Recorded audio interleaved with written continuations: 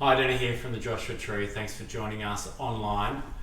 After spending some time in the Easter message, we're back in the Sermon on the Mount. And this is early on in Jesus' public ministry. He's been performing some miraculous and public signs. He's been calling people to turn from the way that they're living back towards God, and he's been inviting individuals to follow him and be disciples, be learners, be apprentices. And so this sermon is with the disciples and the wider crowd listening on. And we could imagine that within that group of people, there's a lot of history. I used to live in a small country town. Often they sort of call these country towns a fishbowl, where everyone knows everything, where you see people multiple times on the same day.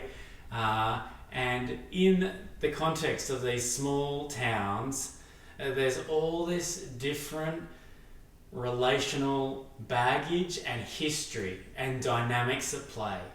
Things that happened decades ago, things that happened in previous generations, an opportunity that someone got and another one missed out on. There's all this background that's influencing the way that relationships unfold. And so what happens in public isn't often the true story. And it's not just small country towns that are a fishbowl environment. We see it in a workplace. What's said publicly is then contradicted in a private conversation. There's tensions between different personalities. People suggest alternate project ideas, and one gets chosen, the other doesn't. Someone gets this amount of funding, another person doesn't. Someone gets the promotion, even though they've been there for a shorter amount of time. And so in all sort of groups of people, there's this history and there's this edge that comes about from conflicts, from disagreements, from hurt. And if it's not even just the things that are said, we know it in our own mind, don't we? When we sort of think, oh, well, I can't believe they got the promotion. How could they think that that is a good idea? We even do it when we're sort of just driving the car to people that we don't even know. Where did this guy get his license from? This sort of attitude of judgment and condemnation and sort of anger and antagonism and insults towards other people is something that we're all familiar with on various levels. And so no doubt there was all this sort of tensions and history amongst the audience that was around Jesus. And so it's in this context that they're listening to Jesus speak about God's intent. And he's just finished this little section that we looked at a few weeks ago that talked about the fact he wasn't coming to eliminate the things that have been revealed in the past, but he was surpassing them. He was reconfiguring them. And so in chapter 5, verse 20, Jesus says this, "For I tell you that unless your righteousness surpasses that of the Pharisees and the teachers of the law, you will certainly not enter the kingdom of heaven." Jesus has been on about a whole disposition that is aligned with God's will, his nature, and this coming kingdom. And so the bad news that Jesus presents in chapter 5, verse 20, for his audience is that they needed to have a greater righteousness than the scribes and the Pharisees. And now from an outward perspective and within that culture, it seemed like these were the ideal people to follow. They really set a high standard. But Jesus is saying that you from your background as a fisherman or a tax collector, if you cannot surpass the righteousness of the scribes, then you will not have a place in the kingdom of heaven. And so what Jesus is talking about here has great consequences. The ability to enter the kingdom that Jesus is establishing. If their righteousness is less than what's demonstrated by the religious elite, then they're disqualified from entry. And so what Jesus is going to emphasize in the following sections, where he unpacks some really clear practical examples, is the kind of internal transformation that he requires, rather than just sort of some external demonstration of particular actions. Jesus is going to expose people to the core and invite them to be transformed from the inside out.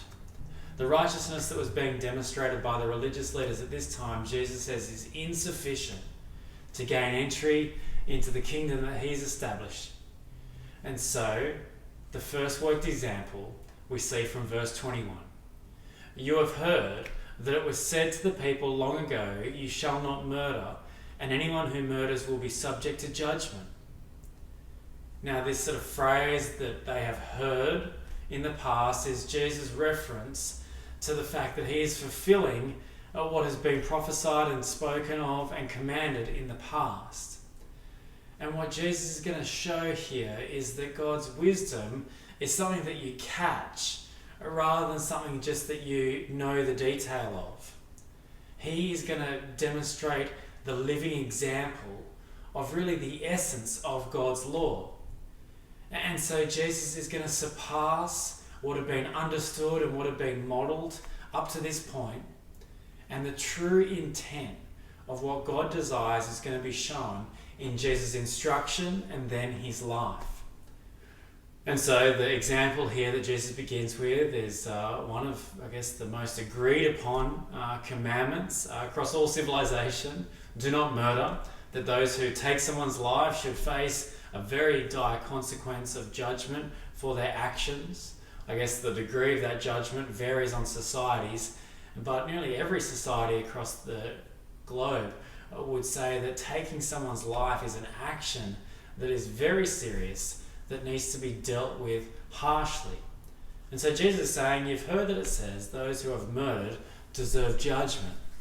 But verse 22, I tell you that anyone who is angry with a brother or sister will be subject to judgment. Again, anyone who says to a brother or sister, Raka, is answerable to the court. And anyone who says, you fool, will be in danger of the fire of hell. Jesus here is going to tell them, instruct them on the real heart, the intent of this law that they're so familiar with. Those who murder should be judged. There should be consequences for hurt that you commit to another. But Jesus now is going to stretch out this spectrum of other actions that come from the same core. He says not just those who murder, but it's whoever is angry. They too are liable for judgment. Whoever calls their brother a moron should face the Sanhedrin, the court of the religious leaders, for an adjudication. Anyone who calls his brother a fool is liable to the fiery Gehenna, the hell, this sort of burning pit outside of Jerusalem. Jesus is moving from the surface to the heart, and he's mining deep to everything on this spectrum to expose what's really at the heart of each of it. Now again, to be angry at people, to insult others, these are sort of everyday occurrences. No doubt in the crowd who are listening to Jesus, and many of the people would have thought, whoa, I'm angry at this person right now. I'm just insulted that person the other day. Jesus is saying everything on this spectrum comes from the same core. And there is to be a consequence for any of these actions.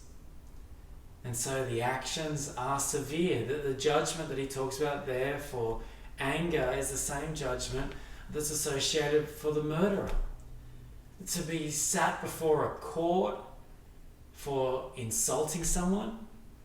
Can you imagine if our legal system had that kind of standard? It'd be even more deprived and unsustainable than it is right now. To be sent to the trash dump outside of Jerusalem, where rubbish was burnt and things that were useless or defiled decayed, for just sort of calling someone a bit of a fool.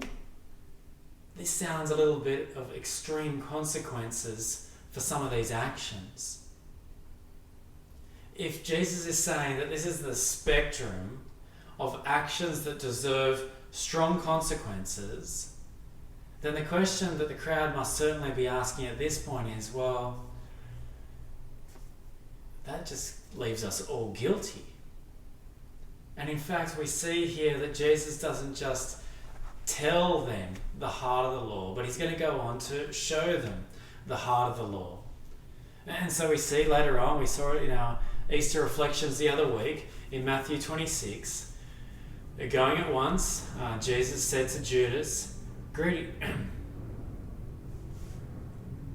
In these final hours of Jesus' life, we see that going at once to Jesus, Judas said, "Greetings, Rabbi," and kissed him.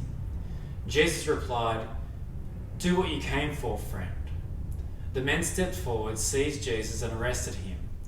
With that, one of Jesus' companions reached for his sword, drew it out, and struck the servant of the high priest, cutting off his ear. "Put your sword back in its place," Jesus said to him. "For all who draw the sword will die by the sword. Do you think I cannot call on my Father, and he'll at once put at my disposal more than 12 legions of angels? How then would the scriptures be fulfilled that say it must happen in this way?" In that hour, Jesus said to the crowd, "Am I leading a rebellion that you have come out with swords and clubs to capture me? Every day I sat in the temple courts teaching, and you did not arrest me. But this has all taken place that the writings of the prophets might be fulfilled." Then all the disciples deserted him and fled. You see, this is near the end of Jesus' public ministry and his life on earth. And he's in the throes of just conflicted relationships. One of his closest disciples has betrayed him, has turned him over. Another one of his disciples is chopping people's ears off to try and defend Jesus with force. And it's in this grittiness of relationships gone wrong that Jesus embodies the words that he says. You see, it's not just that Jesus is going to tell the disciples and the crowd in the Sermon on the Mount about how to respond, but he actually shows a heart and action that comes from a different core. Jesus has the perfect opportunity to be angry with his betrayer, to just sort of slander and insult his disciples who are being foolish, flying swords around. But rather than that, Jesus demonstrates a humility and a silence and a compassion. And so it's not Jesus just telling the crowd here on the Sermon on the Mount, but this is something that Jesus himself is going to show. And so what we're going to see through Jesus' life is that this greater righteousness, this righteousness greater than demonstrated by the religious leaders of the day, is something that Jesus alone demonstrates. And now, sure, on the spectrum of things that Jesus is condemning here, anger sits there.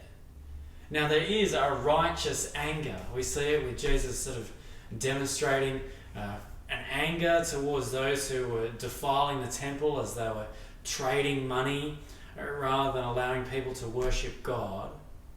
And so it's not just any kind of anger sits on this spectrum of murder that Jesus is talking about, but it's a particular kind of anger towards another. Now, if we just sort of pause for a moment and go, well, actually there is a righteous anger. You know, when we're angry at friends who breach their marriage vows, when we hear that someone has been deceptive and lying, we are angered by injustice, and that is a right response. But we know all too well that so often we have an unrighteous anger where we just sort of let off the hook about someone's action and a circumstance that we find ourselves in. You see, even in the midst of righteous anger, Jesus sort of brings that as well with compassion for the lost. And so the danger is to sort of elevate that all anger is righteous and not sort of marry it with compassion and mercy at someone's actions. Or the other alternative is to sort of just say any kind of anger is bad, and so I just need to be totally passive. The kind of anger that sits on the spectrum that Jesus is declaring here is the kind of anger that sort of takes life. Just like the far end of that spectrum, murder is the actual removing of someone's life, so too the kind of anger that strips away someone's being and identity is the kind of anger that Jesus is wanting to address. And that's the kind of anger that Jesus never demonstrates. And so Jesus is the one who is demonstrating, he's going to show a greater righteousness. This greater righteousness that is a criteria to enter into the kingdom. It's actually the very criteria for Jesus to establish his kingdom. And it's the kind of life that Jesus is wanting to conform those who follow him, who have become citizens of his kingdom, to start to embody in their life. And so how do we do that? Well, Jesus gives two clear examples of what that looks like. Verse 23. Therefore, if you're offering your gift at the altar and there remember that your brother or sister has something against you, leave your gift there in front of the altar. First go and be reconciled to them, then come and offer your gift. And now, whilst the formula that Jesus uses is, you have heard that it says, but I will tell you, and we know that it's not just I will tell you an instruction, but I'm going to show you what the embodiment of this command of God is actually all about. But it's not just sort of a stand back and passive and go, whoa, Jesus, you're amazing. Jesus is clear that there are implications for those who are trusting him, those who are going to be citizens of the kingdom that he is establishing. There are implications for their life. And so if Jesus then becomes your new leader, then he is a standard to follow. Now the first example is sort of narrowed in on the people of God. The scenario is that you're going to the temple, or perhaps the modern application is you're going to church, and you realise that there's a relationship with someone else there that's not quite right. What are you going to do? Well, Jesus says that the horizontal relationship that you have with other followers of Jesus is as important and as much of a priority as any sense of a vertical relationship with him. Now you see that the vertical relationship with God is something that's often quite subjective to the outside, whereas the state of a relationship with another person is quite objective. We can sort of get a sense of where things are at. They're either good or they're not. And so Jesus is saying the primary focus is to be first to reconcile rather than going to offer the sacrifice. And so the situation that Jesus presents is something that was just really improbable.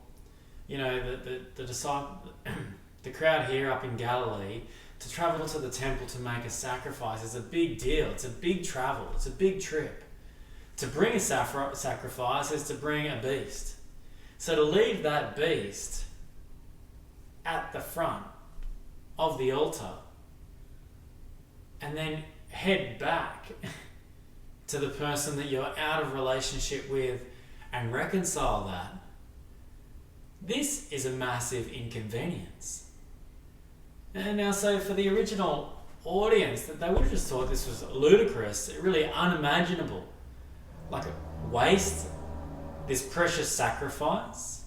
Surely you can't just give the sacrifice and then go and have a good conversation. No. Jesus says the priority is to be on reconciliation. The sacrifice itself was an embodiment that God was offering reconciliation, that sinful people could be in a relationship with a holy God. But this act was an inconvenient and an intentional sign that reconciliation is important. So they're to leave the gift and then go and be reconciled. Now, to our modern ears that don't really value reconciliation that highly, but we sort of get a sense of what is our aversion to it. This whole process seems greatly inefficient. It's both labour and emotionally costly.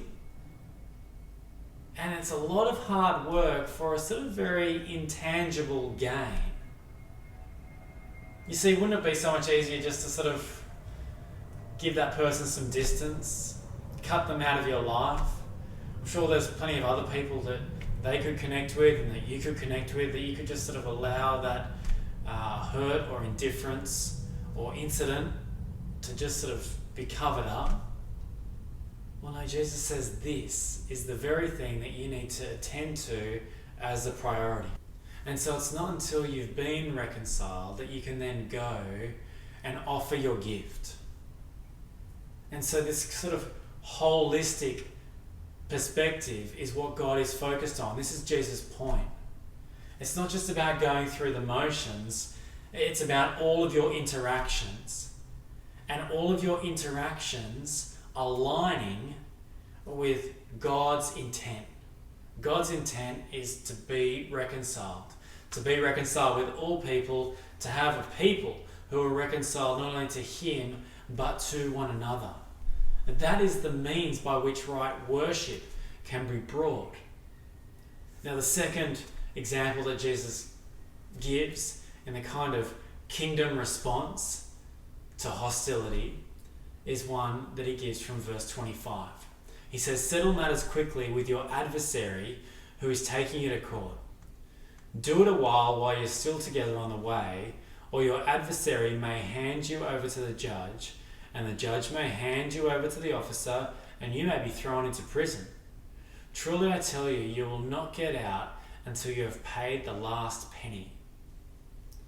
Now, the second situation is a little bit more of an obvious one. It's sort of the private matter, disagreement, altercation that has now gone public, and it's gone through the process to bring about a mediation or a restitution. But the emphasis in Jesus' priority here is the urgency with which you should pursue reconciliation. You know, this has obviously been going on for a little while for it to reach the courts or the adjudicators. And Jesus is saying, while there's still a window of opportunity, you need to draw near to the person who is your adversary, your enemy.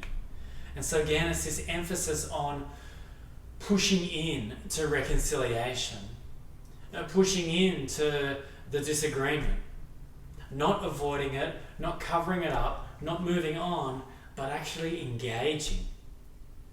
And so the urgency here is the focus. Urgently move towards those who really have hostility towards you. And the consequence is what Jesus then highlights of not doing that. Once the ball starts rolling, Jesus is saying, you won't be able to stop it. You'll have lost that moment to try and reconcile things. Everything will then become out of your control. It'll go from the judge to the officer to the prison. You'll serve a full term. There'll be no parole periods. This is going to be a full-term punishment for the offence. And so in this second example, Jesus is saying that person who's your enemy, you need to take whatever opportunity exists to move towards them and pursue reconciliation. The time is right now, because otherwise it's going to be gone. And so again, as Jesus sort of gives these two worked descriptions of what the kind of greater righteousness looks like in relation to this spectrum of murder, anger, and insulting thoughts and words towards other people, Jesus is saying that at the heart of this friction that we have towards others, as we have this intention and this temptation to try and just crush, remove, and cut off people who have hurt us or who we dislike, Jesus is saying that the greater righteousness, the righteousness that he demonstrates, is to move toward and pursue reconciliation. And so again, Jesus is the only one who is going to demonstrate this greater righteousness in the way that he responds to his betrayers, his attackers, and his accusers. And so then Jesus invites people to follow him. And so following him is about imitating him. It's about living and embodying the ways of Jesus' kingdom. Jesus' kingdom will come on earth as people start to be transformed by Jesus from the inside out. And so we don't just wait for when we've hatched a plan to really murder someone. We start to take notice of where there's anger towards other people that is just unable to shake. Or even those just little insults, those little slanders that we say about other people when they're not in the room. Or just that thought that we have where we're sort of judging people for their inability or for their actions. Jesus is saying, don't allow anything on that spectrum to just sort of fester. Don't allow any relationship that's broken to just remain unresolved forever. Jesus is wanting our earthly relationships to start to embody his eternal kingdom. And this is the kind of righteousness where we sort of dig deep into our heart. It's the kind of righteousness that other people won't even notice. But it's the kind of righteousness that God is wanting to transform within his people. And so to live understanding that we are all on this spectrum of hate towards other people. That there's all these moments where we want to strip life from another, even if it's just with our thoughts or our words. Jesus is saying these are the very things where I'm wanting to transform you. That I want to demonstrate a greater righteousness in you and through you. So have a think about your workplace. Who's that person that you're bitter towards? Who's that person that you're really angry with how they've progressed? Your family? Within your friendship network? You see, there's actually nothing really wrong with the fishbowl of actually us rubbing up against one another. Because it actually provides great opportunity for us to embody this kingdom that is going to be eternal. This kingdom of a greater righteousness. You see, the religious leaders sort of put themselves on a pedestal, and no one would have thought that they were the murderers, when in fact we see that they were instigators in Jesus' very own death. But Jesus exposes that all of us have this same core heart issue, and that we're all sort of expressed that on various moments on the spectrum. But it's the very thing that Jesus is wanting to transform. And so rather than cutting people out of our lives or just sort of moving on or just sort of letting time to allow to heal wounds, we actually pursue reconciliation. And yeah, it's inefficient. It's costly. It means that we sort of can't move on with a whole lot of other things when we sort of move towards people and genuinely want to engage with issues that have occurred, for things to be made right that were wrong. And so it's this kind of pursuit of reconciled relationships that is the very thing that Jesus is wanting to do in this world. He's wanting to do it as a sign of this kingdom that he's establishing, that he's inviting people to be a part of. And he's wanting people who are holding to him to engage in it so that they can see how they're being transformed from the inside out.